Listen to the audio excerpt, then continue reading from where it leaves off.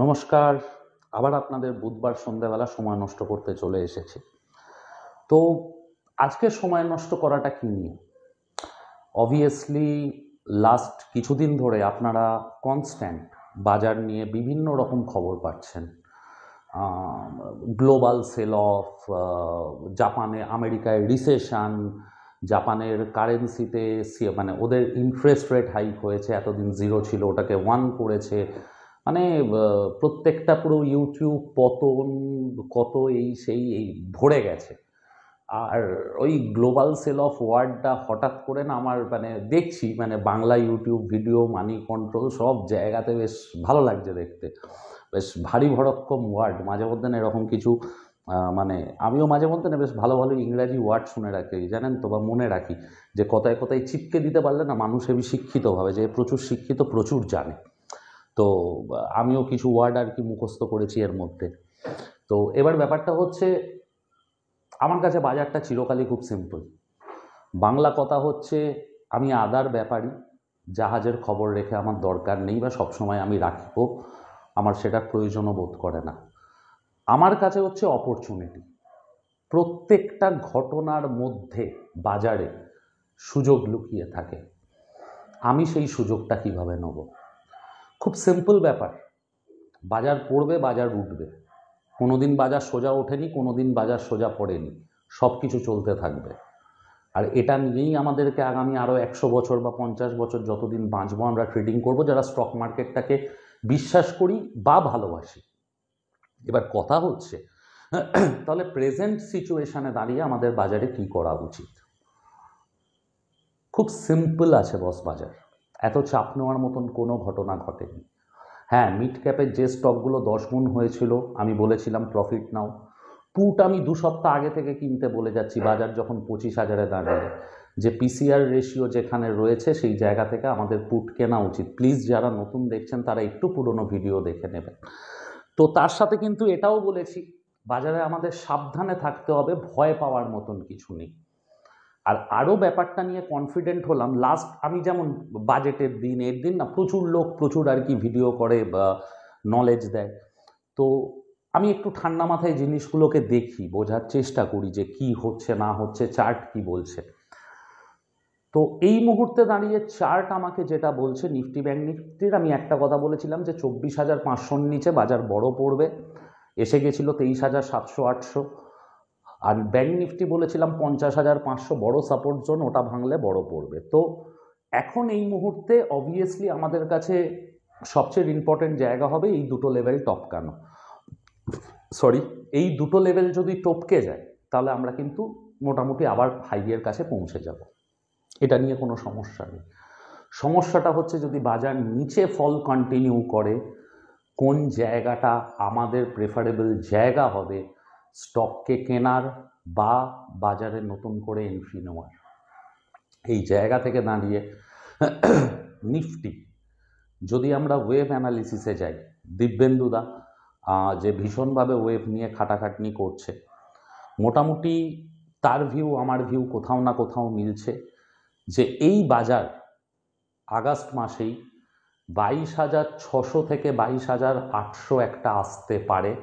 সেখান থেকে আমরা ফ্রেশ আপ মুভ দেখব। তো নিচের কোনো 22,600-800 লেভেল থেকে যদি বাজারকে বাউন্স ব্যাক নিতে দেখেন, অতি অবশ্যই আবার বাইংয়ে ঢুকুন। 2 নম্বর জিনিস হচ্ছে কি, যে ব্যাংক নিফটি কিন্তু 47,500 47,800 অবধি আসতে পারে। এই জায়গা থেকে বাউন্স ব্যাক নিলেই বাই করুন। কারণ বারবার দেখুন, আমি একটা জিনিস বলে যাচ্ছি, যে যতক্ষণ মিউচুয়াল ফান্ড এনএফও আনছে, আইপিও আনছে, তার মানে কিন্তু বাজারের কোর ডেটা সলিড।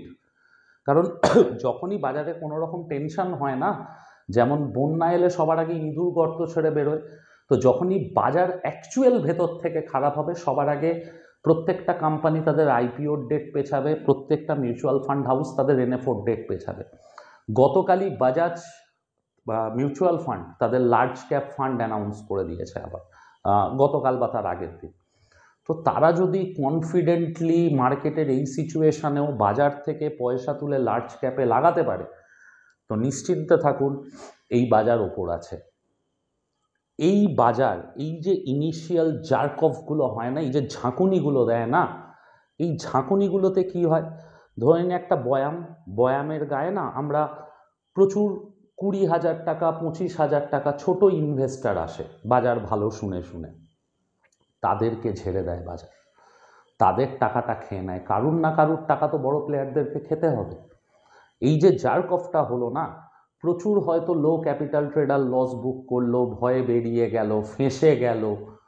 তো বাজার এই জিনিসটা প্রত্যেকটা সিচুয়েশানে করে। জানুয়ারি মাসেই আমরা যদি ফেরত যাই, আপনারা একটু মনে করুন রাম মন্দিরের উদ্বোধনের পরেই নিফটি 22,500 থেকে 22,400-500 থেকে 21,200 অবধি পড়েছিল।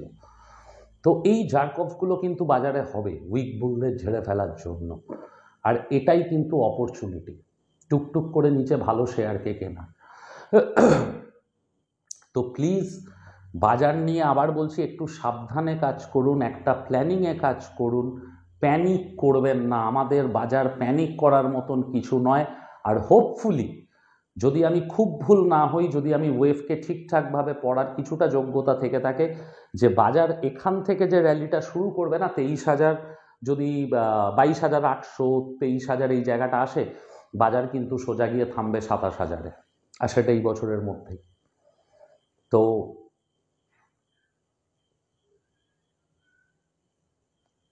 খুব ঠান্ডা মাথায় ভালো মিড ক্যাপ স্টক, ভালো স্মল ক্যাপ স্টক, দারভা স্ক্যান আমি বলেছি স্ক্রিনার.com থেকে। স্ক্রিনার.com-এ আরও বিভিন্ন রকম স্ক্যানার আছে, সার্চ করুন যে কোন মিড ক্যাপ স্টকগুলো আগামী দিনে দৌড়াতে পারে, সেই স্টকগুলোতে কিন্তু পয়সা লাগান। আমার জন্য খুব ভালো লাগছে আভান্তি ফিড। আজকের আমি ঢুকেছি আভান্তি ফিডে, মোরপেন ল্যাবরেটরি 98 টার্গেট আসছে অ্যাজ পার চার্ট। তো প্রচুর স্টক এই টাইমটাতে না সাপোর্টের কাছে আমাদেরকে কেনার সুযোগ দিচ্ছে। আপনারও যে স্টকগুলো কেনা আছে হয়তো টপে কিনেছেন, ফেঁসে গেছেন, দেখুন না, যারা জানেন যে একটু ট্রেন্ড লাইন টেনে একটু সাপোর্ট জোন খুঁজে পাচ্ছেন কিনা, যে এই জায়গাটাতে আরও 2-5টা বাই করি, বা আরও একটু নিচে পেলে আরও নিচে 2-5টা বাই করি। বাজার কিন্তু আপনাকে সেলে মাল নেওয়ার সুযোগ দিচ্ছে, যে র্যালি শুরু হবে হয়তো দিওয়ালি অবধি কন্টিনিউ হবে। এই মুহূর্তে রিসেশন ফিসেশন আর ওই রকমভাবে কিছু হওয়ার মতন নেই। 2008-এর ক্রাইসিসটা একটা অন্য রকম ছিল, তখনকার বাজারে আমার পরিষ্কার মনে আছে রাস্তায় বসে বসে ক্রেডিট কার্ড বেলোনো হতো, ঠিক আছে, যে সে পারছে সাইন করছে 5 লাখ 10 লাখের ক্রেডিট কার্ড দিয়ে দিচ্ছে তাকে, সেই ক্রেডিট কার্ড নিয়ে মানুষ উল্টো পাল্টা খরচ করেছে। আর এই ক্রেডিট কার্ডের টাকা দিতে দিতে কি হয়েছে, ব্যাংকগুলো একটা টাইমে ক্র্যাশ করেছে। সেই সিচুয়েশন কিন্তু আজকের ডেটে আর নেই। আপনাকে ভয় নানা রকমভাবে দেখানো হবে, আর প্রত্যেকটা সিচুয়েশানে যখন আমি সাইকোলজির ক্লাস করি বলি ফিয়ার অ্যান্ড গ্রিড, এই দুটো হচ্ছে আমাদের সবচেয়ে বড় শত্রু। আমি ভয় পাওয়ার মতন বাজারে কিচ্ছু দেখছি না এখনও। জাপানের ইকোনমির ওপর ভারতবর্ষ কোনোদিনই ডিপেন্ড করেনি রিসেন্ট টাইম মার্কেটে, কারণ গত 10 বছর ধরে জাপান বিয়ার ফেস কাটাচ্ছে। তো আজকের ওর নতুন করে পড়াতে কিছু হবে না। মিডল ইস্টের ক্রাইসিস, এটাও একটা ক্রনিক প্রবলেমের মতন ভারত আর পাকিস্তানেরও চলতেই থাকবে, উত্তর কোরিয়া দক্ষিণ কোরিয়াও চলতেই থাকবে, এর কোনো শেষ নেই।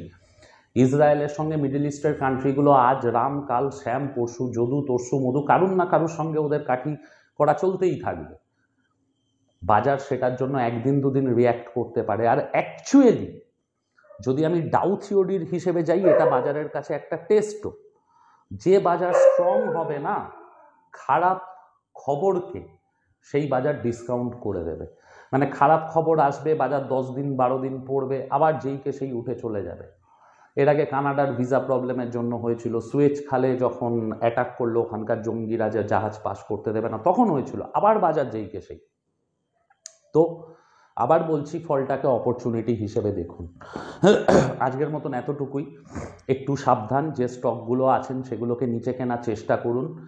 আর 25,000-এর ইন্ডেক্স যদি 22,700-800 অবধি আসে, 7-8% পড়বে।